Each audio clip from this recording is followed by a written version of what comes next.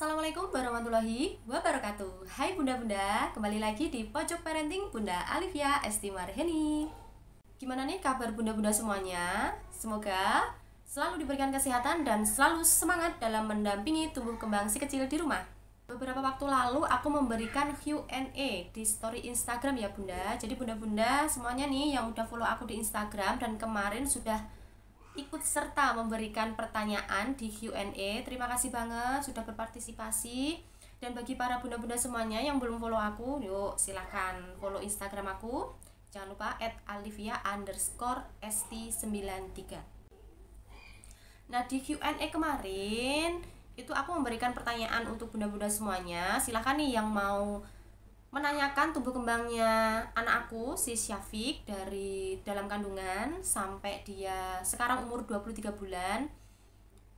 Bebas mau tanya apa aja, perkembangan soal apa aja. Kemarin sudah ada yang menanyakan tentang ASI, tentang SUFOR, tentang cerita pengalaman aku jadi mom Epping selama 14 bulan. Lalu apalagi ya kemarin?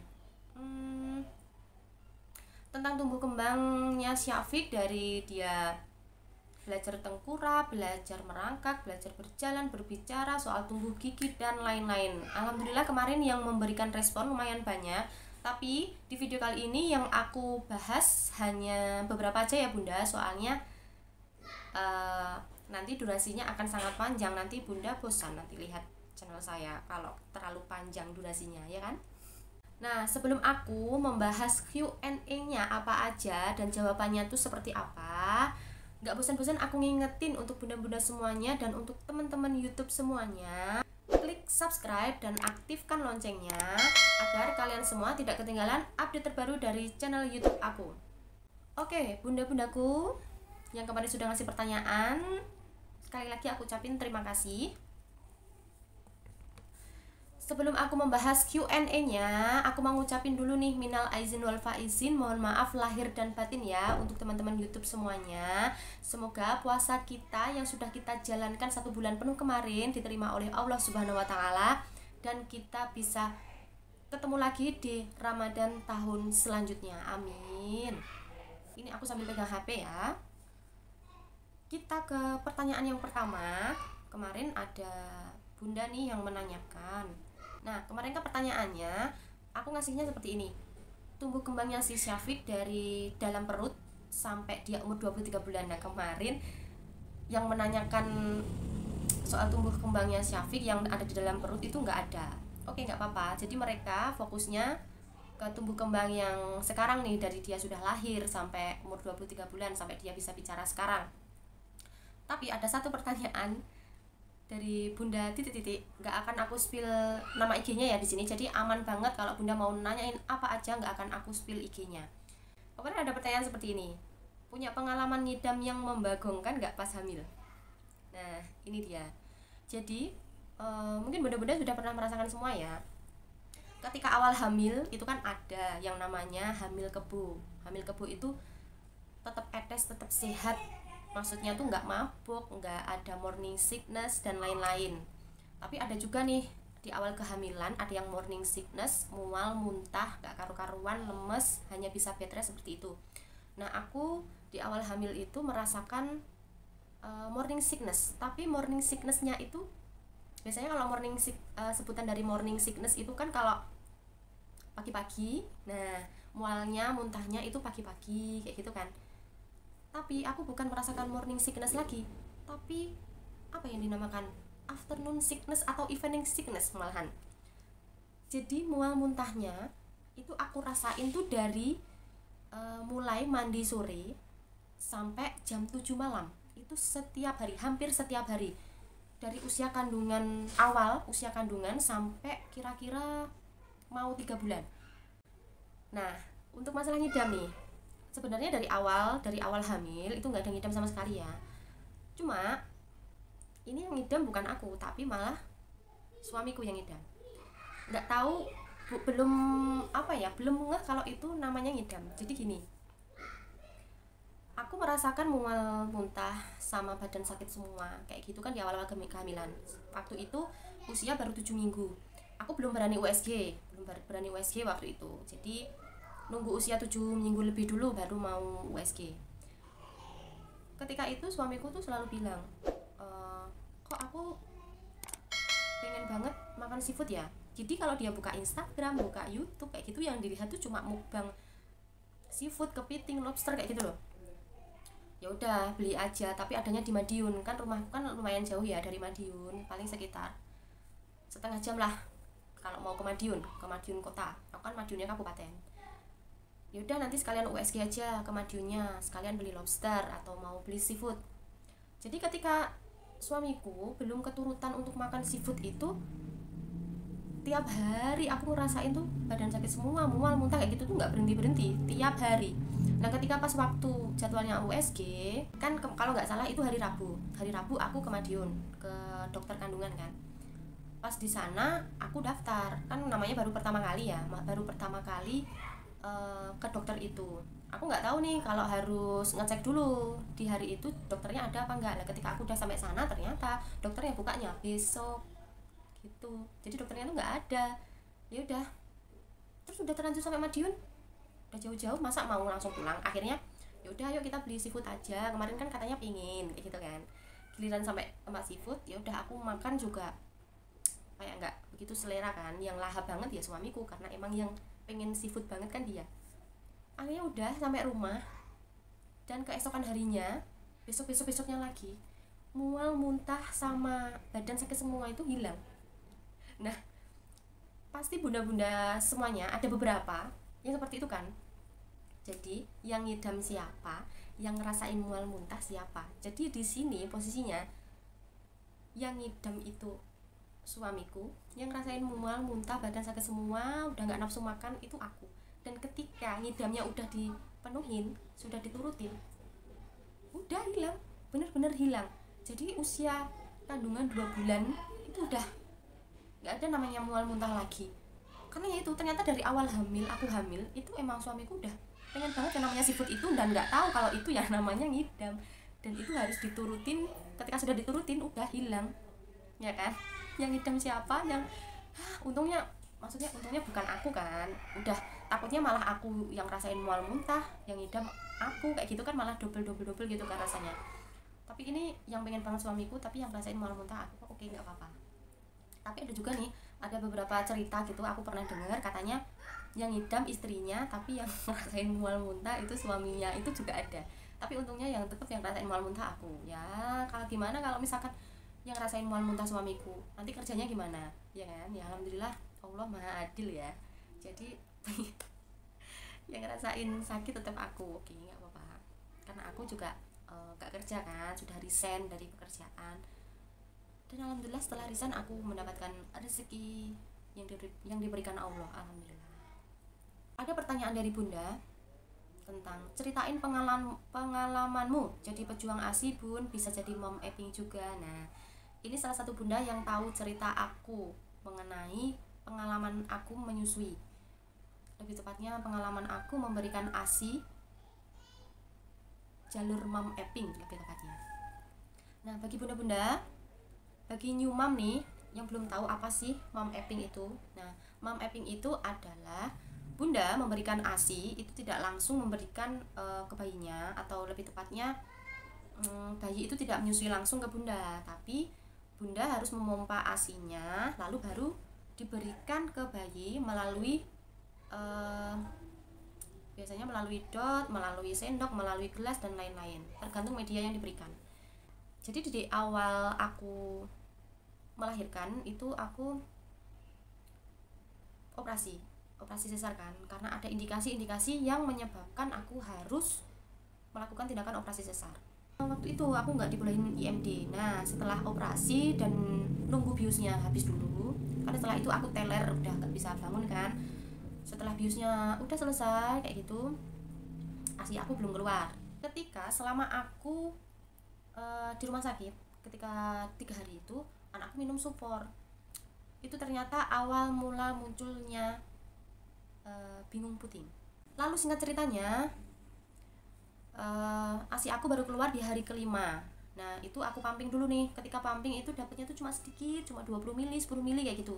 Ya mungkin karena dari di awal kelahiran bayi kan memang membutuhkan, tidak begitu banyak membutuhkan ASI ya, tapi lama kelamaan ketika dia sudah besar nanti kebutuhan ASInya itu jauh lebih banyak lagi. Jadi ya di awal-awal cuma dapatnya 10 mili, 20 mili, paling banyak itu 30 mili kayak gitu. Nah ketika aku baru mendapatkan ASI sedikit, ketika aku pumping ya sementara ya tetap aku berikan formula melalui DOT kayak gitu.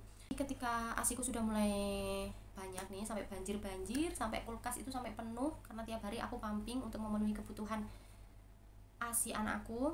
Jadi dia umur 1 minggu itu sudah lepas sufornya, jadi sudah full ASI dari aku, tapi tetap menggunakan DOT.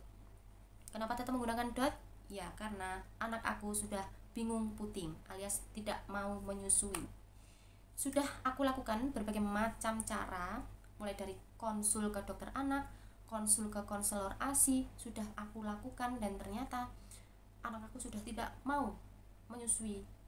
Bukan sudah tidak mau, ya emang udah nggak mau nyusu lewat aku dan tetap pakai botol sampai sekarang.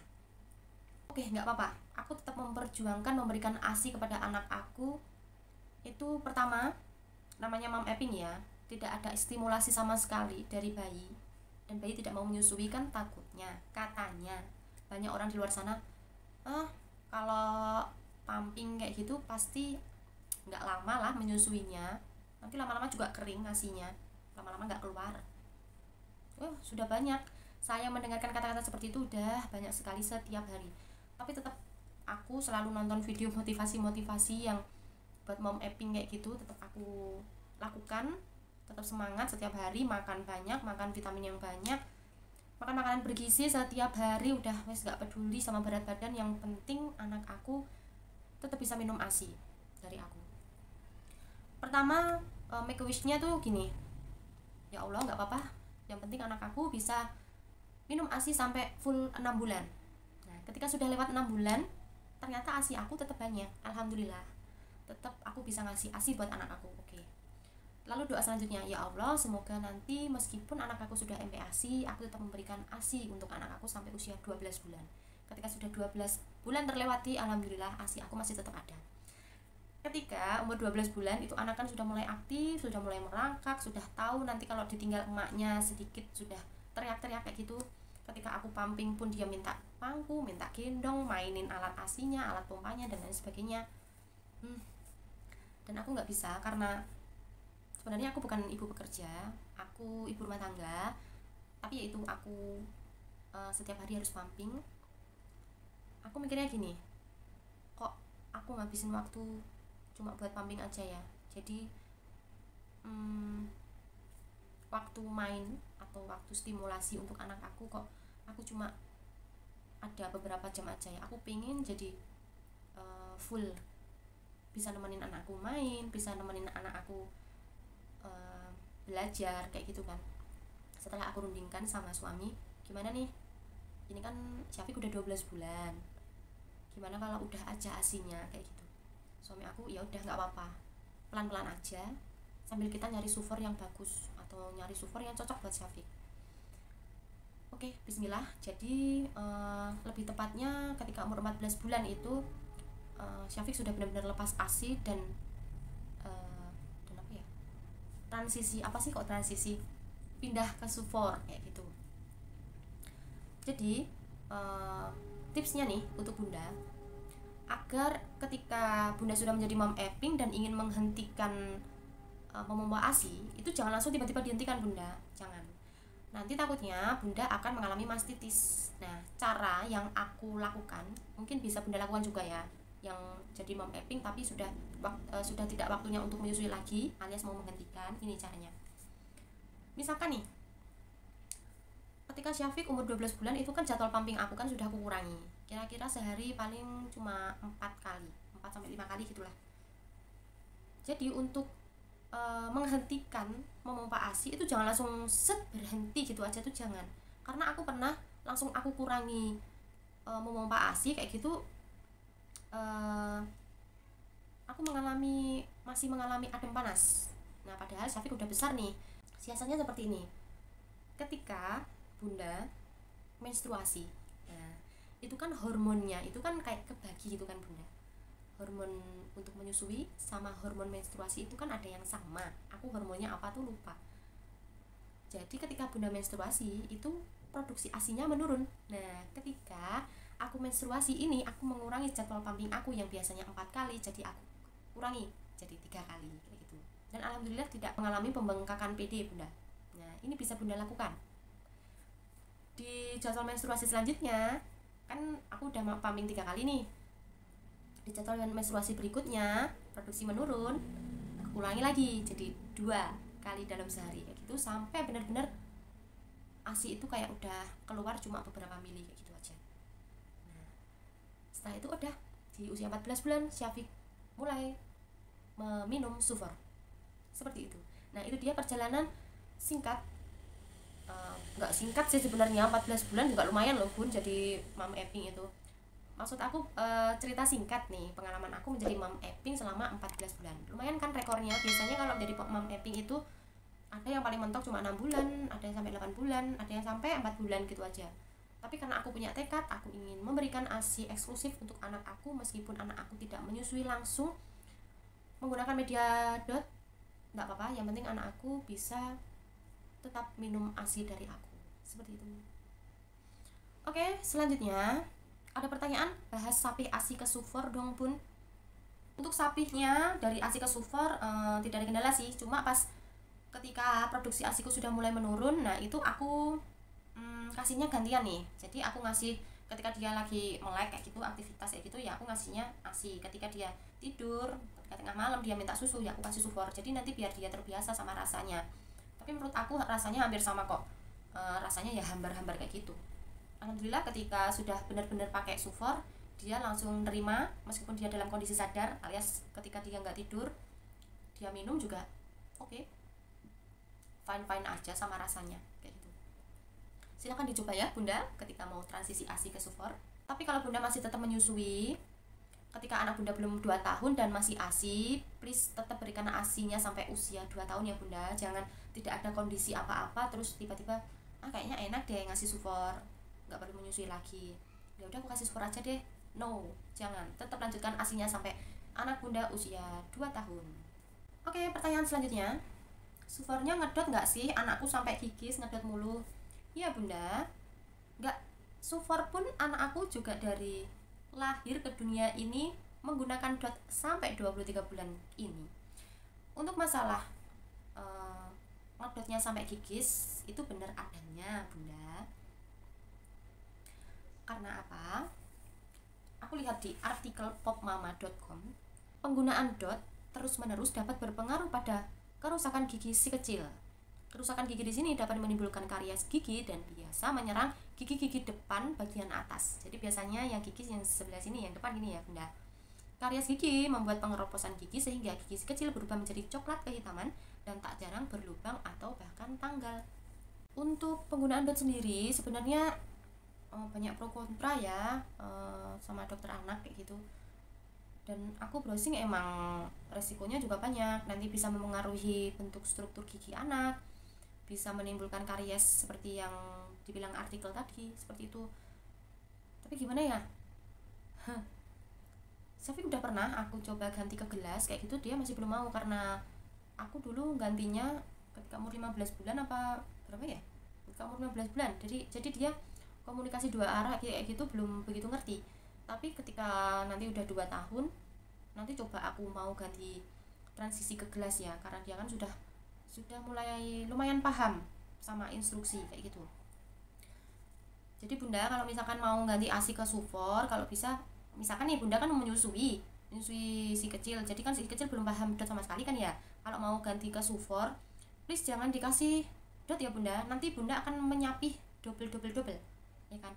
Sudah susah-susah menyapih nenen, habis itu bunda kasih dot lah, nanti belum lagi selanjutnya kalau pengen pisah sama dot nanti susah lagi kayak gitu. Kalau mau ganti ke Sufor ya biasakan langsung pakai gelas aja atau pakai gelas yang ada sedotannya itu loh bunda. Nah itu enggak apa-apa, yang penting hindari dot ya bunda. Tapi karena anakku ini udah terlanjur ngedot dari lahir sampai sekarang, ya maknya cuma bisa berusaha untuk menjaga kesehatan mulut dan giginya kayak gitu. Alhamdulillah sampai sekarang Syafiq giginya masih tetap bagus, masih tetap putih bersih, tidak ada karies, tidak ada gigis-gigis kayak gitu, alhamdulillah. Nah, ya cara yang aku lakuin untuk si Syafiq agar giginya tidak karies atau tidak gigis-gigis itu seperti apa? Jadi sebelum Syafiq tidur malam itu selalu aku biasakan untuk gosok gigi.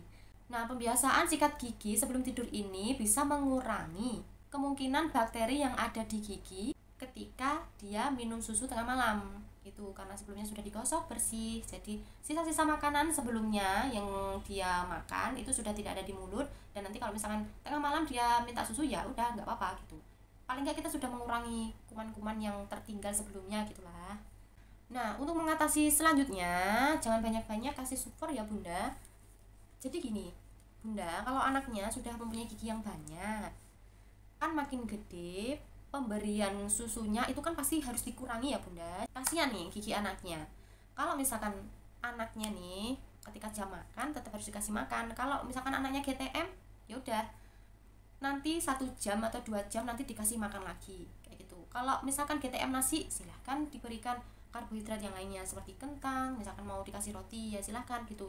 Jangan ketika anak GTM nggak mau makan udah kasih susu aja, terus nggak mau makan lagi udah kasih susu aja. Jadi nanti dia kebiasaan ketika dia lapar perutnya kemerucuk, dia nggak minta makan tapi mintanya susu seperti itu. Nah, itu yang bisa menyebabkan anak gampang terkena karies gigi atau giginya bisa gigis dan rusak ketika dia masih toddler seperti ini. Nah, untuk Syafiq sendiri itu kan makin lama makin besar dia kan susunya kan porsi minum susunya kan harus dikurangi. Ketika dia 12 bulan mungkin sehari masih 6 botol, 7 botol kayak gitu kan. Tapi lama-kelamaan aku mengurangi porsi susunya dia.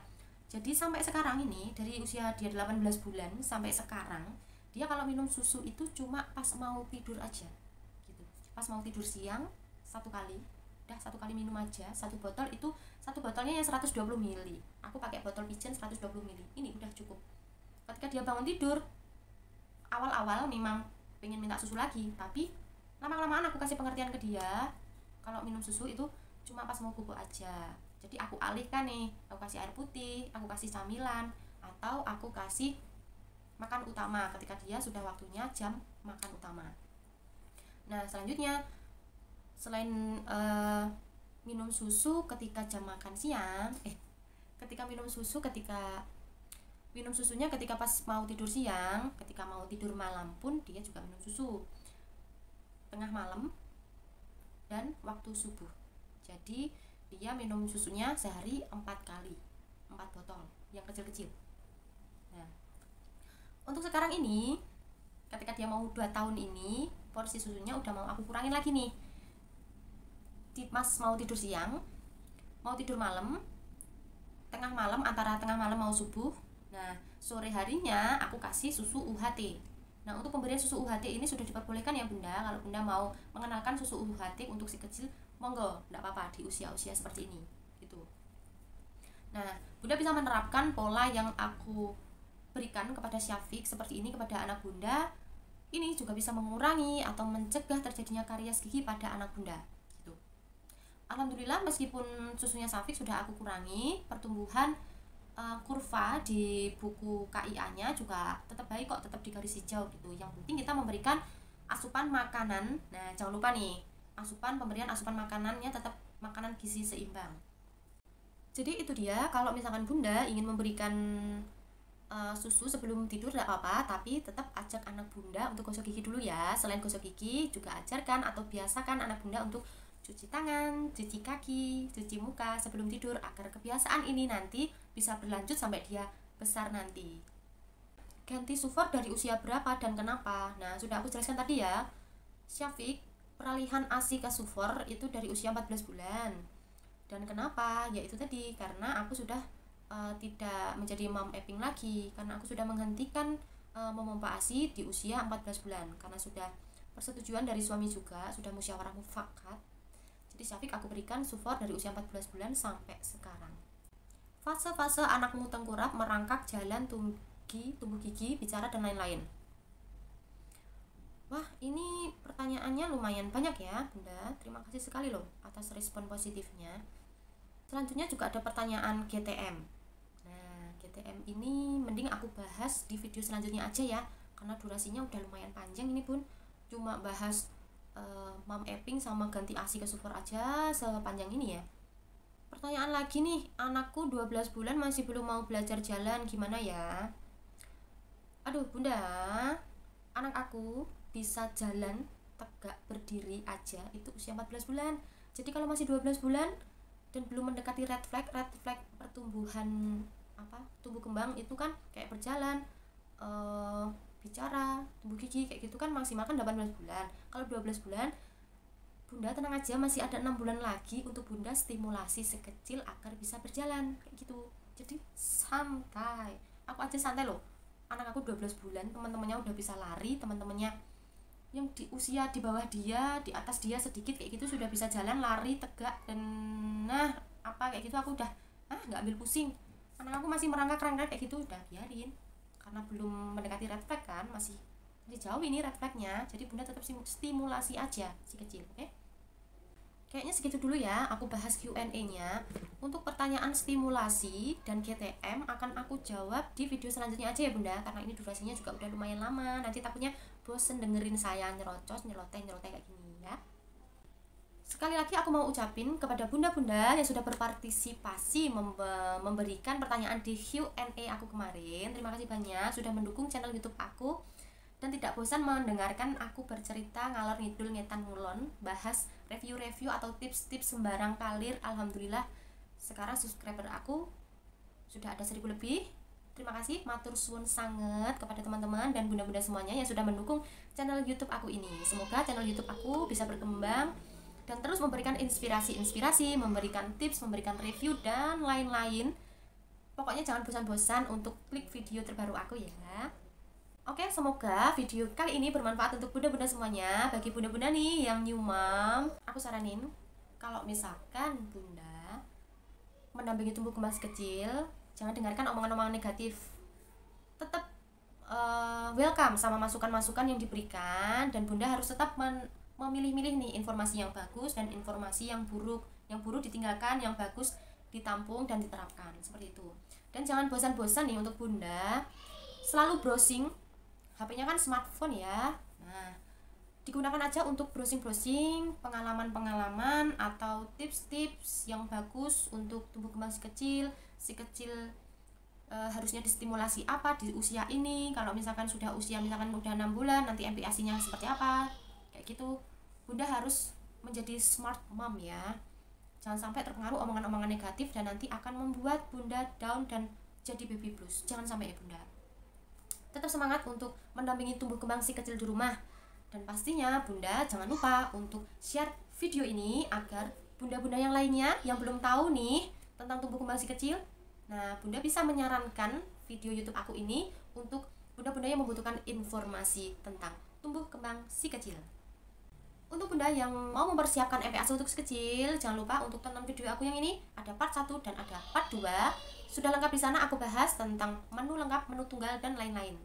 Oke, segitu aja video kali ini. Jangan lupa untuk follow IG aku @alivia_st93. Dan jangan lupa nih untuk klik like dan klik tombol subscribe-nya. Wassalamualaikum warahmatullahi wabarakatuh. Sampai jumpa lagi di Pojok Parenting Bunda selanjutnya.